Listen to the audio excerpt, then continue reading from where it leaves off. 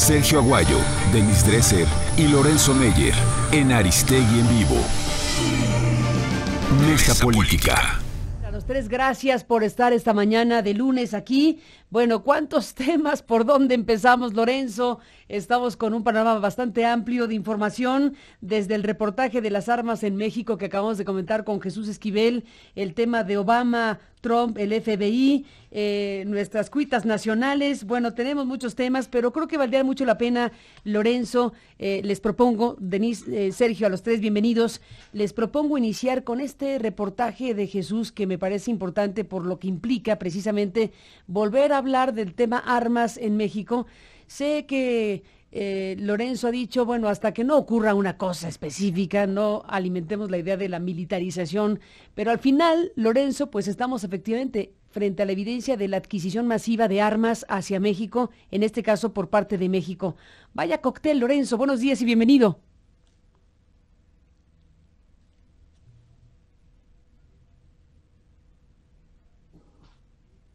Yo no escucho a Lorenzo. Algo pasó, Lorenzo. Déjame un segundito. Te voy a tener que interrumpir porque tu voz no se está escuchando. Algo pasa aquí. ¿Sí? Lier, ¿me cuentas qué pasa? Tenemos problemas con nuestro... A ver ahí. ¿Será? Ya estamos. Alguien no quería que hablaras, Lorenzo. Mira cómo está el fin de semana. Vaya fin de semana, Lorenzo Meyer. Buenos días de nuevo, bienvenido. Te escuchamos ahora sí de nuevo. Este problema de las armas es un problema realmente histórico. Empezó casi con la independencia de México cuando tuvo que adquirir armas. Adquirió armas ya de segunda, de esas que dejaron las guerras napoleónicas. Y luego ya en el siglo XX, vaya que si Carranza tuvo una serie de problemas que le llevaron a instalar la primera fábrica de armas modernas y de cartuchos aquí en México. Y luego, con el paso del tiempo, el ejército mexicano, que no ratificó el acuerdo de cooperación con Estados Unidos, que todo el resto de América lo hizo después de la Segunda Guerra Mundial, México se quedó al margen, fue el único. El ejército intentó, o realmente lo hizo, comprar armas en diferentes países, lo cual es un problemón porque tienes incompatibilidad a veces en el armamento, pero la idea era mantener una sana distancia frente a Estados Unidos en materia militar. Bueno, México como país independiente, al menos en principio, necesita que su compra de armamentos o su fabricación de armamentos sea un asunto de él, no que tenga que estar supervisado por Estados Unidos. Pero con el acuerdo de la iniciativa Mérida, donde se trajo en paquete a todas las agencias norteamericanas de inteligencia, pues ya queda realmente poco que no esté supervisado. Entonces, en este esfuerzo, yo no lo conozco más allá de lo que dice Proceso, de comprarle a los alemanes armas, intentar además que todo el control de estas armas sea mexicano. Me parece, en principio, Carmen, una política normal de un país. Ahora, de que esas armas se vayan a ser mal usadas por la policía mexicana, bueno, eso ya es otro asunto. Han sido mal usadas desde hace muchísimo tiempo. Comprarle las armas significa militarizar a la policía. Ahí sí yo creo que el salto es un poco grande. Que el ejército compre armas para la policía no necesariamente quiere decir que la va a militarizar. El ejército tiene que estar en control de qué se compra, qué se vende, a quién se le dan. Ya lo de los derechos humanos, esa es otra área. Ahí, como dice Esquivel, el informe del Departamento de Estado, un informe que viene una y otra vez, es periódico. Bueno, pues sí, nos dice que no hemos avanzado gran cosa en los derechos humanos. Pero yo pondría el tema de las armas y de los abusos a los derechos humanos como dos cosas relativamente aparte. No los juntaría, Carmen. No los juntarías. Bueno, pues sí, ahí está, digamos, un análisis obligado de diseccionar de la mejor manera posible con estas informaciones que hemos comentado esta mañana con Jesús Esquivel. Sergio Aguayo, buenos días, bienvenido, ¿cómo estás, Sergio? Bien, Carmen, buenos días. Nos deberías contar, Sergio, yo paso de un tema a otro porque tenemos muchos temas, nos deberías contar, Sergio, cómo te fue en el interrogatorio de Moreira psicológico. ¿Saliste librado? Mira, fueron 8 horas Uf, en me dieron trato digno las dos psicólogas que me estuvieron preguntando y haciendo evaluaciones de personalidad, inteligencia, asociación de ideas. Al final me quedé con, bueno, aclaro, también se las hicieron al profesor Moreira. Vamos a ver quién sale mejor librado en estas evaluaciones. Pero al final del ejercicio, la sensación que me deja es, que me dejó, bueno, primero es de una irritación profunda por la cantidad de tiempo que el sistema judicial mexicano impone en periciales que fueron solicitadas en este caso por el profesor Moreira. Es decir, el sistema judicial sigue empeñado en ser un laberinto burocrático en el cual solo los que tienen una gran paciencia y recursos logran sobrevivir. Y ya puesto en perspectiva, me pregunto qué utilidad pueda tener estos exámenes en los cuales en ningún momento se revisó con cuidado la evidencia, es decir, el texto que escribí y la percepción que tiene el profesor Moreira de que le causé daño moral. Yo iba preparado con códigos de ética periodística, con definiciones sobre lo que es una columna, una noticia, sobre la protección legal que tenemos quienes expresamos opinión.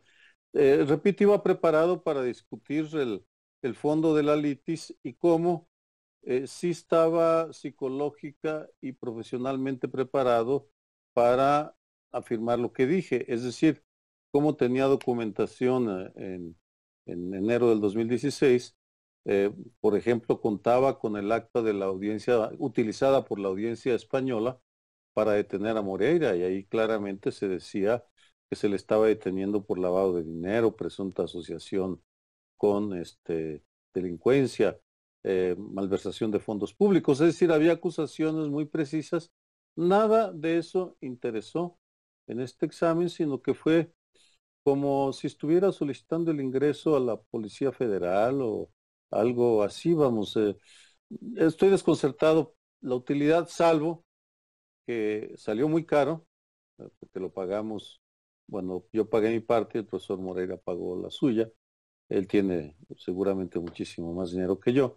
Pero, ¿para qué sirve esto en el afán de establecer si 3 frases incluidas en una columna con sustento documental causaron daño moral a un aludido, en este caso el profesor Moreira?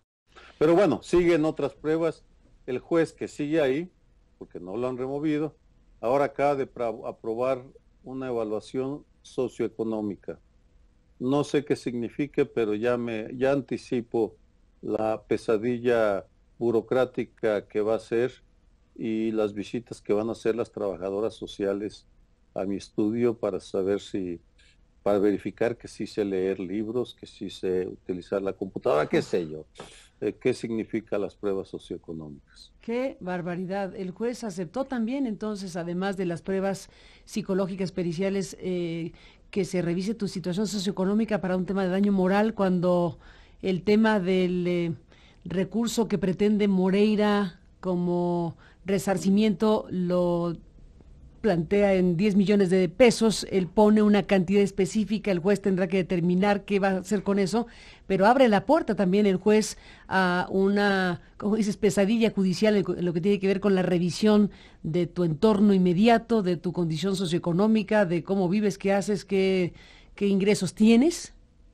Es un Claro, y exceso. eso, Es un exceso. sin todavía de dictaminar el juez, sí hubo dolo de mi parte, si eh, estaba prejuiciado para causarle daño moral. Es decir, nada de eso ha sido evaluado porque, insisto, no ha habido una discusión o yo no he discutido con nadie del juzgado o con ningún perito los documentos base del litigio. Y sin embargo el juez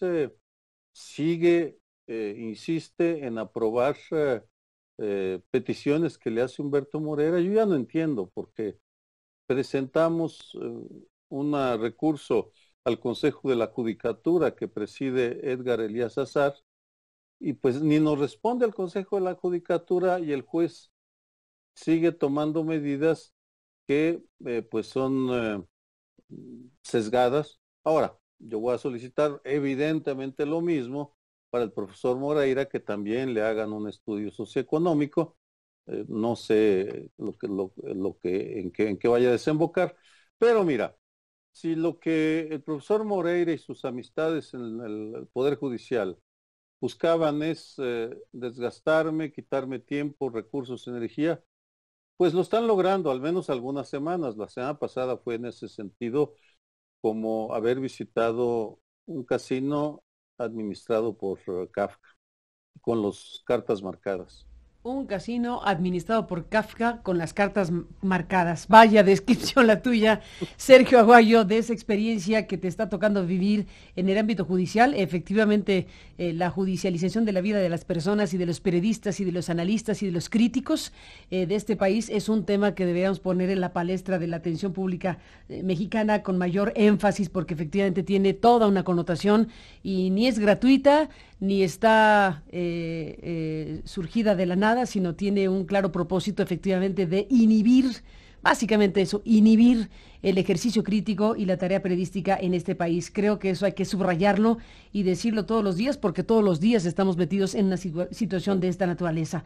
Bueno, varios temas decíamos, vamos a pasar de uno a otro porque tenemos demasiados asuntos. Yo observo a Denise Dresser siempre con muchísima atención, la observo en la pantalla porque tenemos esta posibilidad de tener las 4 pantallas abiertas que nos permite Skype, y la observo esta mañana escribir. Yo creo que está tomando notas para lo que quiere decir de alguno de los muchos temas, así que Denise, tú dinos por dónde vas. Buenos días y bienvenida. Hola, buenos días. En torno al tema de las armas, hay que insertarlo en el contexto de la Ley de Seguridad Interior que se está debatiendo en el Senado. De hecho, hubo un foro la semana pasada en el cual muchas víctimas de la violencia del ejército expresaron sus críticas hacia una ley cuyo objetivo ostensible es proveer una normatividad para el comportamiento del ejército en la lucha contra las drogas. Lleva, como ustedes saben, 10 años ahí asumiendo tareas que le corresponden a la policía y supliendo en muchos estados las deficiencias de las policías. Pero los críticos de esta ley, incluyendo las víctimas, cuyos testimonios fueron desgarradores, hemos señalado que en realidad se le está dando cobertura constitucional a la creciente militarización de la seguridad. Se le está poniendo en manos del ejército todo aquello que debería estar en manos de las policías. Y vamos a ver lo que se dio en Tepic, repetido una y otra vez, el uso desproporcionado de la fuerza vía un helicóptero armado contra presuntos delincuentes, presuntos porque nunca lo sabremos. La Marina se erigió en juez y dictaminó que eran criminales y por lo tanto habría que asesinarlos en lugar de aprenderlos y que siguieran un debido proceso. En lugar de aprenderlos, simplemente los ejecutó. Por eso no sorprende el reporte del Departamento de Estado estadounidense sobre las violaciones constantes de los derechos humanos cometidas por militares y policías. Incluso el relator de la ONU la semana pasada también advirtió que la tortura es generalizada en el trato que las policías tienen con los ciudadanos comunes y corrientes en este país. Entonces, importar más armas simplemente va a llevar a más de lo mismo o a peor de lo mismo. Una guerra contra las drogas que, como han expuesto los estudios recientes del Programa de Política de Drogas del CIDE y el Instituto Belisario Domínguez, ha sido una guerra fútil, contraproducente, en la medida en la cual hay una causalidad ya explícita y demostrada por los hechos entre la presencia del ejército y las operaciones conjuntas del ejército y la policía. Aumenta la violencia en todos los municipios en los que se ha llevado a cabo este tipo de acción. Entonces, el mercado de las drogas es uno de los pocos mercados funcionales en este país, es un mercado muy poderoso que no veo que pueda ser combatido con simplemente una militarización mayor. Pero esta combinación de ejército con más poder, policías disfuncionales y más armas es un cóctel peligroso, un cóctel explosivo para México. Bueno, sin la menor duda, sí, sin la menor duda creo que es pertinente, más que pertinente, colocar esta revisión del tema en el marco precisamente del tema de la Ley de Seguridad Interior. Déjenme cerrar, Sergio, Denise, Lorenzo, trayendo a la mesa al análisis necesario del momento que se vive en la política mexicana. Vamos al tema de la política mexicana cuando vemos este fin de semana a un presidente de la República que, bueno, si es que algún día pensó que era buena idea lo de la sana distancia propuesto por Ernesto Zedillo, bueno, pues ya lo abandonó absolutamente. No hay ya ninguna frontera mínima entre la actuación del presidente de la República y su proselitismo partidista. Llegó con todo el aparato gubernamental de seguridad del Estado Mayor Presidencial a la sesión, a la reunión del 88 aniversario del PRI, y bueno, pues sí, cero frontera entre el PRI y el presidente de la República, y bueno, pues eso es un tema per se. Si nos atenemos a lo que ha significado en México esa indisoluble relación entre un presidente de la República y un partido que durante 70 años fue precisamente el modelo de poder predominante o únicamente establecido, y lo que ha venido en tiempos de transición, fallidona, pero transición, digámoslo así. Entonces tenemos aquí un ingrediente que nos tiene que obligar a pensar qué significa que efectivamente el presidente en funciones de la República en un país como México, no en los Estados Unidos, que es otro cantar, en un país como México esté abiertamente haciendo proselitismo político por su partido para el 2018, para el Estado de México y para lo que venga, por un lado. Por otro lado, vemos el PAN, que ya lanzó su candidata al gobierno del Estado de México, en esa que será la madre de todas las batallas, antes de la madre de todas las batallas, que será el 18. Está Josefina Vázquez Mota, un PAN que le responde a Peña Nieto, un Andrés Manuel López Obrador que le responde a Peña Nieto, un conjunto de cosas que se dan en donde, si hacía falta reafirmarlo, Peña Nieto se coloca directamente en la palestra de lo electoral como participante, como protagonista o participante de lo que serán las dos contiendas fundamentales, bueno, las dos contiendas, los dos momentos, este 2017 con varias elecciones para los próximos meses y desde luego 2018. ¿Qué decir, Lorenzo Meyer, de esto que, bueno, pues ya pinta con mayor claridad el tipo de cosas que iremos viendo con más énfasis en los próximos meses en la disputa de poder político electoral en México? Bueno, Carmen, podemos retomar algo que tú misma dijiste. En México no es igual a Estados Unidos en esta materia, en la que cuál es el papel del presidente en las contiendas electorales. Lo que estamos viendo es la americanización de la presidencia mexicana, donde entra directamente a la palestra y, para desgracia nuestra, no tiene los controles que sí tiene la presidencia norteamericana. Lo acabamos de ver en la entrevista con Esquivel, cuando se acusa a Obama de haber intentado escuchar lo que decía Trump o los suyos. Bueno, hay una cadena de control de las intervenciones telefónicas. Así hay un montón de cadenas de control para el presidente. Aquí no la hay. Si aquí el presidente Peña Nieto quiere escuchar lo que está conversando quien sea, lo escucha en el instante y listo. Entonces, cuando lo que queda de ese gran poder presidencial se manifiesta de una manera tan clara, voy a entrar en las elecciones del 2018. Fox lo hizo, pero lo hizo de manera socarrona. Aquí ya Peña está diciendo que si se ganan las elecciones del 18, en buena medida es porque él está ya metido en esto. Si se pierden, es porque él teme a las consecuencias de esta pérdida, no solamente por su partido, sino por él mismo. Probablemente aquí lo que estamos viendo es que Peña, que tiene una aprobación, una aceptación entre el 12 y 13%, según algunas de las encuestas, un poquito más, un poquito menos, según otras, es un presidente que está en la lona y sin embargo tiene el control de todo el aparato burocrático, tiene el control de los dineros, tiene el control de recursos que puede mandar de manera, bueno, de una mezcla de maneras para que quien sea su candidato tenga pues ventajas sobre el resto.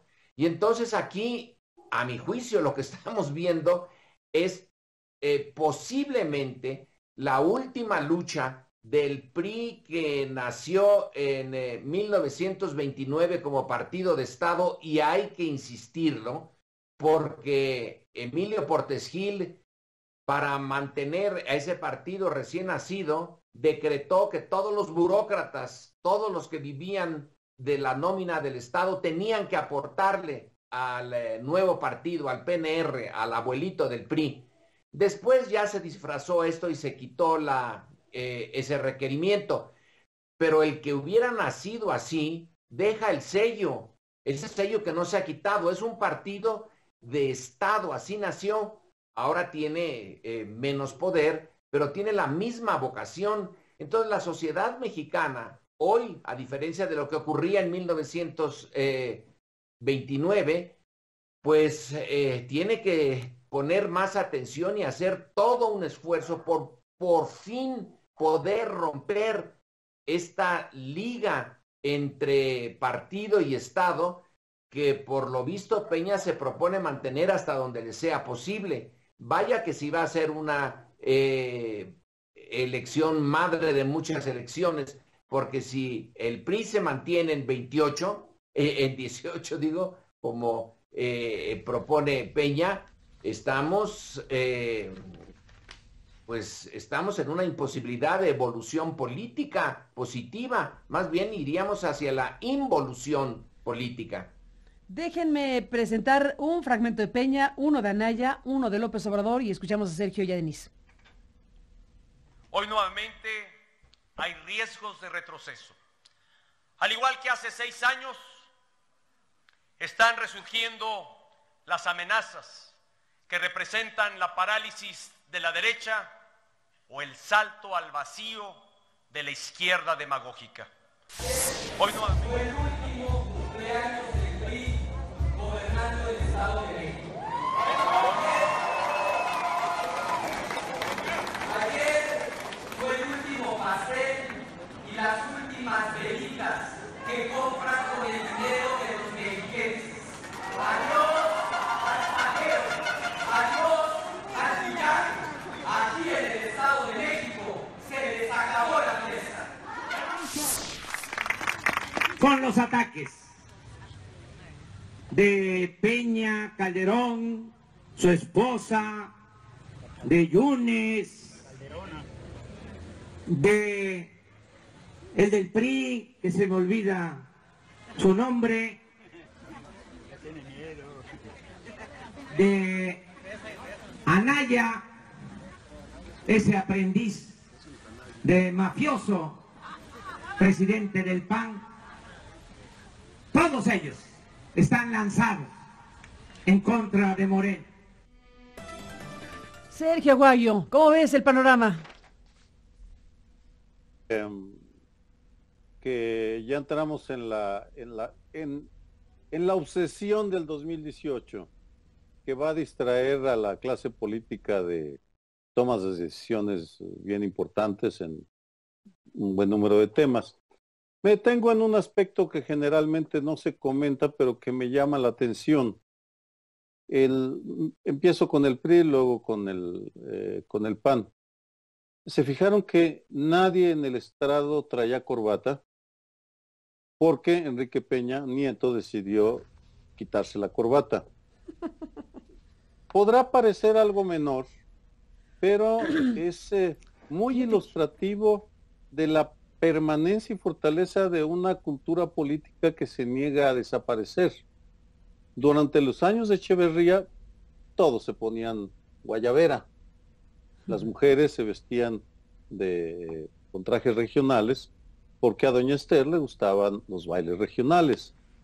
Es decir, es un partido que sigue apegado a esa tradición de emular a quien está en la cúspide. Luego, cada quien hace lo que le da su gana, por supuesto, pero esa es otra historia. La apariencia es de una gran unidad. En tema del vestuario de las mujeres, ese lo dejo para otro momento porque además no me siento capacitado.